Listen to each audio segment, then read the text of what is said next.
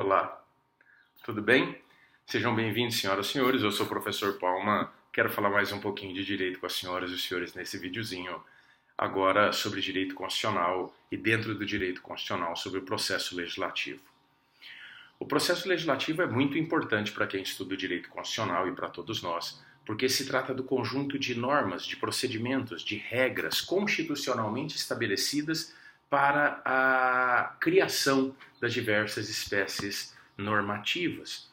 Quando nós vamos criar qualquer espécie de norma, leis, decretos, nós precisamos observar o procedimento legislativo estabelecido na Constituição Federal. Por isso é extremamente importante conhecer o funcionamento desse sistema. Trata-se então do conjunto de regras, de normas procedimentais que estabelecem os passos, o rito, a sequência de atos para a criação das diversas espécies normativas.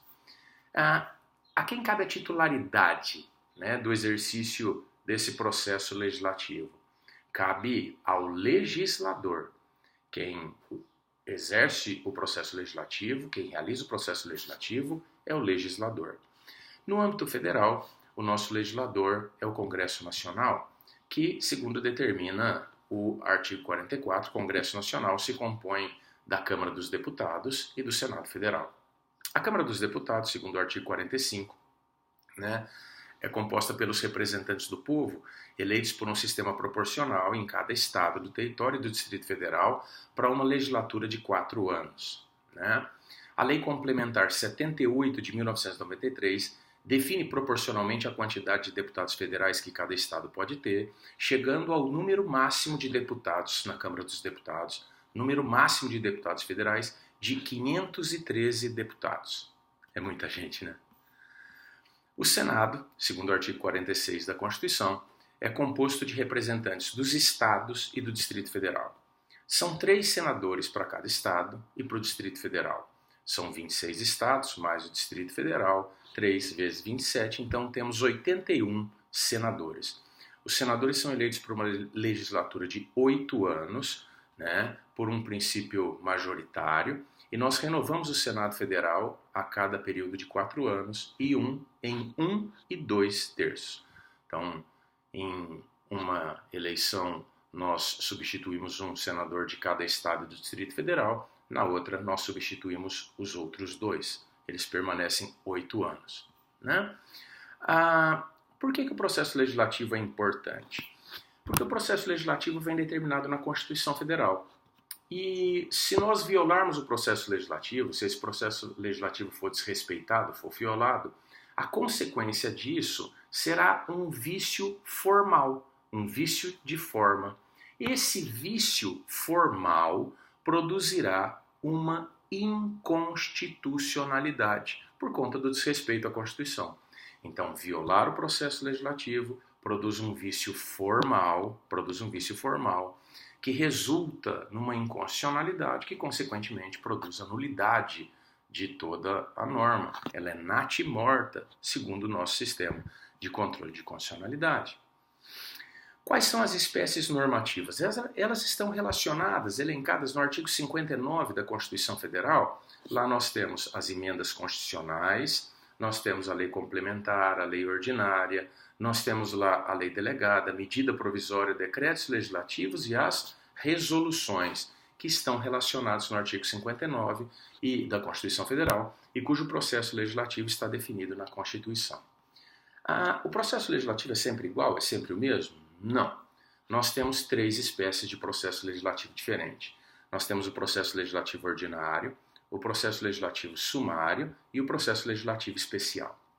O processo legislativo ordinário e o processo legislativo sumário são destinados à criação de lei ordinária. Os dois processo legislativo ordinário, processo legislativo sumário, segundo a grande maioria da doutrina, é destinada à criação de leis ordinárias.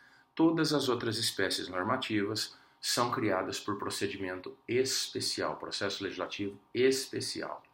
A bem da verdade, só existe uma diferença no processo legislativo da lei ordinária e da lei complementar, que vai ser o quórum para aprovação.